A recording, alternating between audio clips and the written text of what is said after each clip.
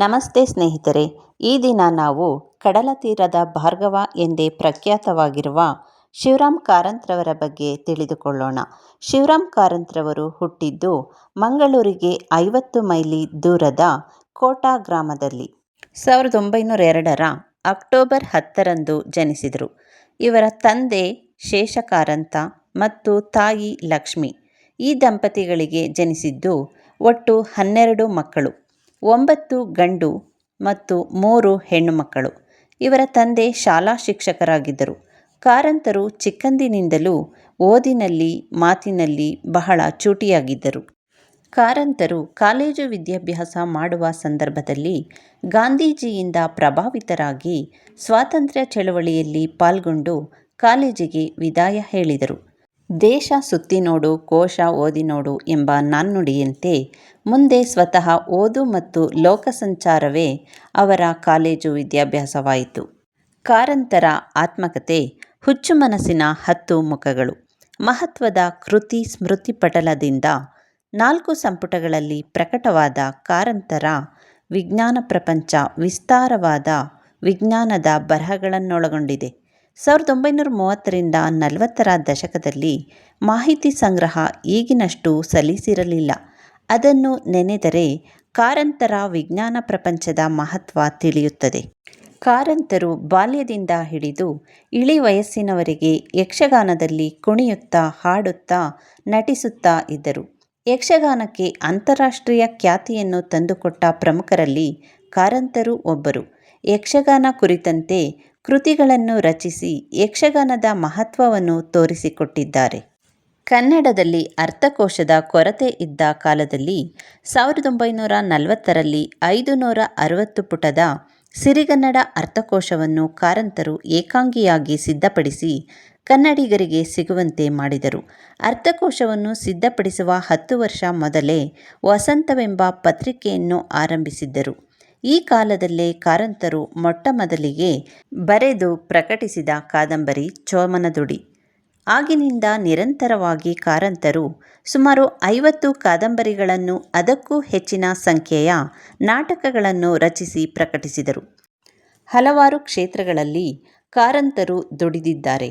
ಆದರೆ ಕನ್ನಡ ಸಾಹಿತ್ಯದಲ್ಲಿ ಕಾದಂಬರಿಕಾರರಾಗಿ ಅವರಿಗೆ ವಿಶಿಷ್ಟ ಹೆಸರು ಇದೆ.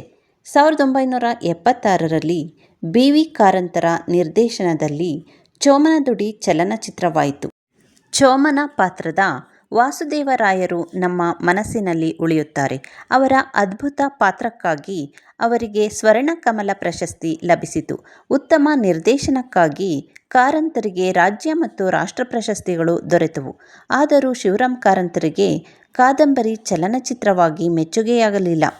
ಕಾರಂತರ ಇತರ ಕೆಲವು ಪ್ರಮುಖ ಕಾದಂಬರಿಗಳೆಂದರೆ ಕುಡಿಯರ ಕೂಸು, ಬೆಟ್ಟದ ಜೀವ, ಮರಳಿ ಮಣ್ಣಿಗೆ, ಅಳಿದ ಮೇಲೆ, ಮೈಮನಗಳ ಸುಳಿಯಲ್ಲಿ, ಸರಸಮ್ಮನ ಸಮಾಧಿ, ಮೂಕಜ್ಜಿಯ ಕನಸುಗಳು ಇತ್ಯಾದಿ. ಮೂಕಜ್ಜಿಯ ಕನಸುಗಳು ಕೃತಿಗಾಗಿ ಶಿವರಾಮ್ ಕಾರಂತರಿಗೆ 1978ರಲ್ಲಿ ಜ್ಞಾನಪೀಠ ಪ್ರಶಸ್ತಿ ಲಭಿಸಿತು. ಇದು ತತ್ವಾಧಾರಿತವಾದ ಪ್ರಬಂಧಾತ್ಮಕವಾದ ಕಾದಂಬರಿ. ಮೂಕಜ್ಜಿಯು ತನ್ನ ಮೊಮ್ಮಗ ಸುಬ್ಬರಾಯನಿಗೆ ಹಲವಾರು ವಿಚಾರಗಳನ್ನು ವಿವರಿಸುತ್ತಾಳೆ. ದೇವರು ಇದ್ದಾನಾ? ದೇವರು ಇಲ್ಲವೇ? ಈ ಜೀವನ ಏನು? ಯಾರು ಶಾಶ್ವತ? ಮುಂತಾದ ಪ್ರಶ್ನೆಗಳ ಚರ್ಚೆಯನ್ನು ಈ ಕಾದಂಬರಿಯಲ್ಲಿ ಕಾಣುತ್ತೇವೆ. ಇಲ್ಲಿ ನಡೆಯುವ ಜಿಜ್ಞಾಸೆ ನೋಡಿ. ಕನಸು ಅಂದರೆ ಕನಸು ನಾವು ಕಟ್ಟಿಕೊಂಡ ಹಾಗಿರುತ್ತದೆ. ಕನಸು ಒಳ್ಳೆಯದು ಅಂದರೆ ಒಳ್ಳೆಯದು, ಕೆಟ್ಟದ್ದು ಅಂದರೆ ಕೆಟ್ಟದ್ದು. ಇದು ಭ್ರಮೆ ಎಂದರೆ ಭ್ರಮೆ, ನಿಜ ಅಂದರೆ ನಿಜ. ನಿಮಗೆ ಕನಸು ಗಿನಸು ಎಂಬುದಿರುವ ತನಕವೂ ಇದು ಅಷ್ಟೇ ನಿಜ. ಸಂಸಾರವೂ ಹಾಗೆಯೇ, ಸುಖ ದುಃಖಗಳೂ ಹಾಗೆಯೇ. ಅವು ಎಲ್ಲರೂ ನಾವು ಕಟ್ಟಿಕೊಂಡ ಹಾಗೆ. ದೇವರು ಎಂಬುದು ನಾವು ನಂಬಿದರೆ ಉಂಟು, ಇಲ್ಲದಿದ್ದರೆ ಇಲ್ಲ. ಸಾಮಾನ್ಯವಾಗಿ ಕಾರಂತರ ಯಾವುದೇ ಕಾದಂಬರಿಯ ಮೊದಲ 20ರಿಂದ 30 ಪುಟಗಳನ್ನು ತಾಳ್ಮೆಯಿಂದ ಓದಬೇಕು. ಆಮೇಲೆ ಬಿಡಲು ಮನಸ್ಸಾಗುವುದಿಲ್ಲ. ಕಾದಂಬರಿಯ ರುಚಿ ಸಿಗುತ್ತದೆ. ಜೀವನವನ್ನು ಹಲವಾರು ಮಗ್ಗುಲುಗಳಲ್ಲಿ ಕಂಡರಿಸುವುದು ಕಾರಂತರ ಕ್ರಮ. ಕಾರಂತರ ಕೆಲವು ಕಾದಂಬರಿಗಳು ಇಂಗ್ಲಿಷ್ ಹಾಗೂ ಸುಮಾರು 10 ಭಾರತೀಯ ಭಾಷೆಗಳಿಗೆ ಅನುವಾದಗೊಂಡಿವೆ. 1955ರಲ್ಲಿ ಎ.ಎನ್. ಮೂರ್ತಿರಾವ್ರವರು ಮರಳಿ ಮಣ್ಣಿಗೆ ಕಾದಂಬರಿಯನ್ನು ಪೂರ್ಣ ಪ್ರಮಾಣದಲ್ಲಿ the return to the soil ಎಂಬ ಶೀರ್ಷಿಕೆಯಲ್ಲಿ ಇಂಗ್ಲಿಷ್ಗೆ ಅನುವಾದಿಸಿದರು. 1941ರಲ್ಲಿ ಪ್ರಕಟವಾದ ಈ ಕಾದಂಬರಿಯು ಕನ್ನಡದ ಮಹತ್ವದ ಕಾದಂಬರಿಗಳಲ್ಲಿ ಒಂದು. ದಕ್ಷಿಣ ಕನ್ನಡ ಪ್ರಾದೇಶಿಕ ಹಿನ್ನೆಲೆಯ 3 ಜನಾಂಗದ ಕತೆ ಈ ಮರಳಿ ಮಣ್ಣಿಗೆ. ಮನುಷ್ಯ ಸತ್ತ ಮೇಲೆ ಏನಿದೆ, ಅಳಿದ ಮೇಲೆ ಕಾದಂಬರಿ ಓದಿ. ಕಥಾನಾಯಕ ಯಶವಂತರಾಯರು ಸಾಯುವ ಸಂದರ್ಭದಲ್ಲಿ ಲೇಖಕನಿಗೆ ಬರೆದ ಕಾಗದದಿಂದಲೇ ಕಾದಂಬರಿ ರೂಪ ಪಡೆಯುತ್ತದೆ. ಮೈಮನಗಳ ಸುಳಿಯಲ್ಲಿ ಕಾದಂಬರಿಯಲ್ಲಿ ವೇಶ್ಯೆ ಮಂಜುಳೆಯ ಚಿತ್ರಣದಲ್ಲಿ ಎಲ್ಲೂ ಲೇಖಕರು ಅವಳನ್ನು ಕೀಳಾಗಿ ಕಂಡಿಲ್ಲ. ಊರಿನ ಗಣ್ಯರು ಸುಖ ಕಾಣುವುದು ಅವಳ ಸಂಗದಲ್ಲಿ. ಸ್ವಾಮೀಜಿಯಂತೂ ಪರಮಾನಂದದ ಅನುಭವ ಪಡೆಯುವುದೇ ಅವಳಲ್ಲಿ. ಆ ಚಿತ್ರಣ ಅತ್ಯಂತ ನೈಜವಾಗಿ ಸಹಜವಾಗಿ ಮೂಡಿಬಂದಿದೆ. ಕಾರಂತರ ಬಾಳ್ವೆಯೇ ಬೆಳಕು ವೈಚಾರಿಕ ಸಂಗ್ರಹ ಓದಲೇಬೇಕಾದಂತಹ ಕೃತಿಯಾಗಿದೆ. ಕಾರಂತರು ನಿಷ್ಠುರವಾದಿ, ಖಂಡಿತವಾದಿ. ಅವರ ಮಾತು ನೇರ ಮತ್ತು ಸ್ಪಷ್ಟವಾಗಿರುತ್ತಿದ್ದವು. 1955ರಲ್ಲಿ ಕಾರಂತ್ರವರು 37ನೇ ಅಖಿಲ ಭಾರತ ಕನ್ನಡ ಸಾಹಿತ್ಯ ಸಮ್ಮೇಳನದ ಅಧ್ಯಕ್ಷತೆ ವಹಿಸಿದ್ದರು. ಕೇಂದ್ರ ಸಾಹಿತ್ಯ ಅಕಾಡೆಮಿ ಪುರಸ್ಕಾರ 1959ರಲ್ಲಿ ನೀಡಲಾಗಿದೆ. ಮೂಕಜ್ಜಿಯ ಕನಸುಗಳು ಕೃತಿಗೆ 1977ರಲ್ಲಿ ಜ್ಞಾನಪೀಠ ಪ್ರಶಸ್ತಿಯನ್ನು ನೀಡಿ ಗೌರವಿಸಲಾಗಿದೆ.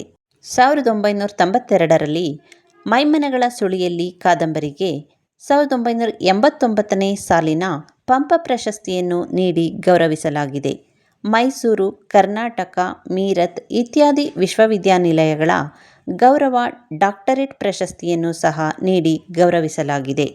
ಆಡು ಮುಟ್ಟದ ಸೊಪ್ಪಿಲ್ಲ ಎಂಬ ಮಾತು ಶಿವರಾಮ ಕಾರಂತರ ವಿಷಯದಲ್ಲಿ ಅತಿಶಯೋಕ್ತಿಯಲ್ಲ. ಅವರು ಸ್ವಾತಂತ್ರ್ಯ ಹೋರಾಟದಲ್ಲಿ ತೀವ್ರವಾಗಿ ಭಾಗವಹಿಸಿದ ಕಾರಣ ಯಾವ ವಿಶ್ವವಿದ್ಯಾನಿಲಯದ ಪದವಿಯನ್ನೂ ಸಹ ಪಡೆಯಲಿಲ್ಲ. ಆದರೆ ಮುಂದೆ ಅವರೇ ಒಂದು ವಿಶ್ವವಿದ್ಯಾನಿಲಯವಾದರು. ಸಾಹಿತ್ಯ, ವಿಜ್ಞಾನ, ಸಮಾಜ ಸೇವೆ, ಚಿತ್ರಕಲೆ, ಸಂಗೀತ, ಯಕ್ಷಗಾನ, ಚಲನಚಿತ್ರ, ಪ್ರಕಾಶನ, ಪರಿಸರ ಮುಂತಾದ ಹಲವಾರು ಕ್ಷೇತ್ರಗಳಲ್ಲಿ ತಮ್ಮ ವಿಶಿಷ್ಟ ಛಾಪು ಮೂಡಿಸಿದ ವಿಸ್ಮಯವೇ ಡಾಕ್ಟರ್ ಕೆ. ಶಿವರಾಮ ಕಾರಂತ್. ಇವಿಷ್ಟು ಶಿವರಾಮ ಕಾರಂತ್ರವರನ್ನು ಕುರಿತ ವಿಶೇಷ ಮಾಹಿತಿಯಾಗಿತ್ತು. ಇನ್ನೂ ಹೆಚ್ಚಿನ ಹೊಸ ವಿಷಯಗಳನ್ನು ತಿಳಿಯಲು ನಮ್ಮ ಚಾನಲನ್ನು ಲೈಕ್, ಶೇರ್, ಕಾಮೆಂಟ್ ಹಾಗೂ ಸಬ್ಸ್ಕ್ರೈಬ್ ಮಾಡಿ. ಧನ್ಯವಾದಗಳು.